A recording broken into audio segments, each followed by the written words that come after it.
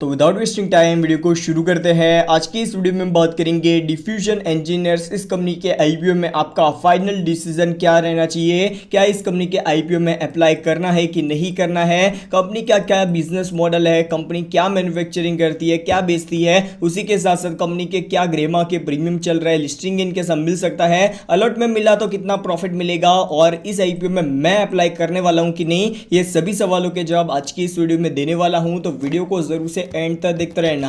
सबसे पहले कंपनी के बिजनेस के साथ शुरुआत करते हैं। कंपनी का बिजनेस एस्टेब्लिश हुआ था 1982 में और कंपनी मैन्युफैक्चरिंग करती है वेल्डिंग कंज्यूमेबल्स, मतलब यहां पर यह कंपनी वेल्डिंग के रिगार्डिंग अलग अलग जो प्रोडक्ट्स होते हैं वो ये कंपनी मैन्युफैक्चरिंग करती है। उसके ऊपर आपको मैं डिटेल में बताऊंगा। उसके साथ साथ यहां पर wear resistant plates and parts ये कंपनी मैन्युफैक्चरिंग करती है और हैवी मशीनरी यहां पर ये कंपनी मैन्युफैक्चरिंग करती है जो मेजर इंडस्ट्रीज में यूज होती है। अभी यार इनकी वेबसाइट के ऊपर आपको मैं लेकर चलता हूं ताकि यार कंपनी की ये जो प्रोडक्ट्स है ना उसके बारे में थोड़ा यहां पर डिटेल जान पाए और उसके बाद कंपनी की सर्विस सेगमेंट के अंदर कंपनी का कैसा चल रहा है वो भी आपको मैं बताऊंगा। तो अभी यहां पर हम आ चुके हैं इनकी वेबसाइट के ऊपर। वेबसाइट के ऊपर आते ही यहां पर स्लाइड शो कर रही है। स्लाइड के अंदर कंपनी की मैन्युफैक्चरिंग फैसिलिटी और वो सारी चीजें बताई गई है। यहां पर एक स्लाइड में नितिन गडकरी जैसे बड़े यहां पर चेहरों को भी मेंशन किया हुआ है। वो यहां पर मैं पर्सनली मानता हूं कि यार ऐसे बड़े चेहरों को दिखाना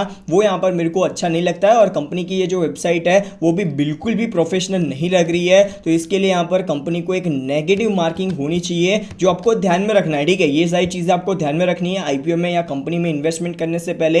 अभी यार कंपनी की प्रोडक्ट्स एंड सर्विसेज की बात करें तो प्रोडक्ट्स में ये कंपनी सबसे पहले यार वेल्डिंग कंज्यूमेबल से कंपनी मैन्युफैक्चरिंग करती है। उसके अंदर देखोगे तो कंपनी की 3-4 प्रोडक्ट्स है जैसे कि वेल्डिंग के इलेक्ट्रोड्स होते हैं। वो आप लोग यहाँ पर इंजीनियरिंग बैकग्राउंड से होंगे तो ये सारी चीज़ें आपको पता होगी ज़्यादातर लोगों को। तो ये यहाँ पर से ब्रेसिंग प्रोडक्ट्स, उसके बाद फ्लक्स कोड वायर्स ये कंपनी मैन्युफैक्चरिंग करती है जो यहाँ पर सोल्डरिंग के लिए यूज़ होता है। तो ये कुछ यहाँ पर प्रोडक्ट्स है। उसके बाद यहाँ पर wearing plate and wearing components भी ये कंपनी मैन्युफैक्चरिंग करती है, उसका भी यहाँ पर सारी चीज़ें मेंशन की गई है। उसी के साथ साथ यहाँ पर हैवी इंजीनियरिंग में, उसके बाद रिकंडीशनिंग सर्विसेज एंड और भी यहाँ पर कुछ यहाँ पर प्रोडक्ट्स है, थर्मल स्प्रे पावर एंड और भी यहाँ पर कुछ प्रोडक्ट्स है वो ये कंपनी मैन्युफैक्चरिंग करती है। ठीक है, कंपनी के बारे में और डिटेल चाहिए तो आप लोग इनकी वेबसाइट के ऊपर आके ये वाला वीडियो जरूर से देखना। कंपनी के बारे में ऑलमोस्ट सारी जानकारी बताई गई है। ठीक है, अभी यार यहाँ पर कंपनी ने अभी तक total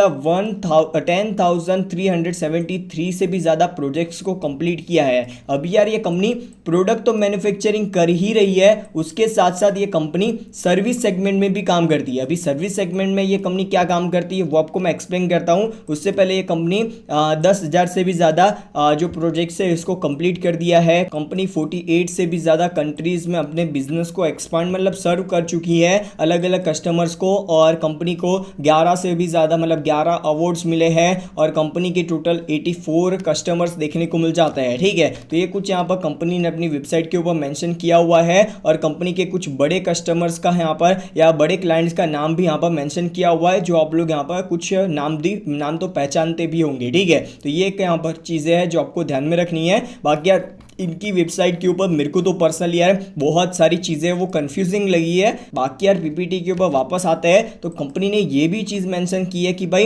company repair and reconditioning services provide करती है हैवी इक्विपमेंट्स के लिए। ठीक है, अभी यहाँ पर ये कंपनी का बिजनेस क्या है, दूसरा यहाँ पर सेगमेंट ये है कि भाई कंपनी के बहुत सारी इंडस्ट्रीज होती है, बहुत सारी इंडस्ट्रीज में बहुत सारे मशीन्स होते हैं। ठीक है, अभी मशीन्स में बहुत बार ऐसा होता है कि वो बिगड़ जाता है, टूट जाता है, उसके बहुत सारे कंपोनेंट्स टूट जाते हैं तो उसको वेल्डिंग के जरिए या कोई और चीज़ों के जरिए उसको रिपेयर करना पड़ता है। कुछ पार्ट्स को यहाँ पर उसको रिप्लेस करना पड़ता है, ये सारी चीज़ें करनी पड़ती है। तो ये सारी चीज़ें सर्विस सेगमेंट में आती है। तो नॉर्मली कंपनियाँ क्या करती है, ये सारी चीज़ें है ना वो यहाँ पर आउटसोर्स करवाती है, रिपेयरिंग उसके बाद रिप्लेसिंग या कोई भी चीज़ होती है उसको आउटसोर्स करवाती है। तो यहाँ पर ये कंपनी का काम आता है। ये डिफ्यूजन इंजीनियर्स इंजीनियर्स ये भी काम करते हैं कि भाई ऐसी यहाँ पर बड़ी बड़ी कंपनियों को कोई मशीन पार्ट्स बिगड़ जाता है या टूट जाता है तो उसको ये कंपनी रिपेयर करती है, रिकंडीशनिंग करती है। तो ये सारी चीज़ों के ऊपर भी कंपनी का अच्छा बिजनेस चल रहा है, ठीक है।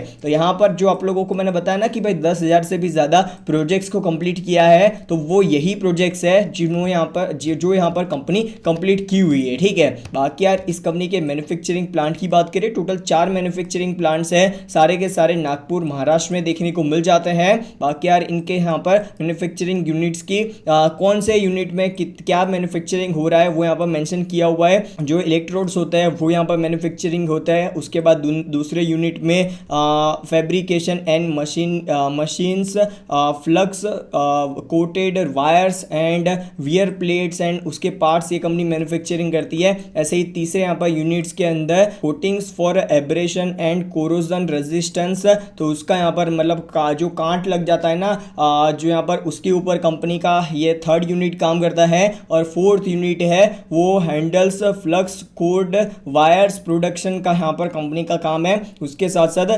ये जो यहाँ पर 2024 से ही शुरू किया है। बाकी यहाँ पर देखने जाए तो wear plates and heavy engineering का यहाँ पर चौथा यूनिट का काम देखने को मिल जाता है, ठीक है। बाकी इस कंपनी के साथ 130 से भी ज़्यादा एम्प्लॉयज जुड़े हुए हैं। बाकी इस कंपनी का आईपीओ लाने के पीछे का ऑब्जेक्टिव क्या है, तो आईपीओ लाने के पीछे का सबसे पहला कंपनी ने कारण बताया है funding capital expenditure requirements towards the expansion of existing plant. मतलब इनका जो ये प्लांट है ना उसको ये कंपनी नागपुर वाले प्लांट को एक्सपांड करना चाहती है, इसके लिए कंपनी को पैसों की ज़रूरत है। उसके साथ साथ ये कंपनी न्यू मैन्युफैक्चरिंग फैसिलिटी यहाँ पर सेटअप करना चाहती है, उसके लिए कंपनी को पैसों की ज़रूरत है। और इसका यहाँ पर एड्रेस या लोकेशन यहाँ पर मेंशन किया हुआ है, ठीक है। उसके साथ साथ वर्किंग कैपिटल रिक्वायरमेंट्स के लिए और जनरल कॉर्पोरेट पर्पस के लिए ये 4 रीज़न बताए हैं आईपीओ लाने के पीछे का। मतलब ओवरऑल कंपनी जो पैसा उठा रही है अपने बिजनेस को एक्सपांड करने के लिए ही उठा रही है, तो ये चीज़ यहाँ पर अच्छी यहाँ पर कंपनी ने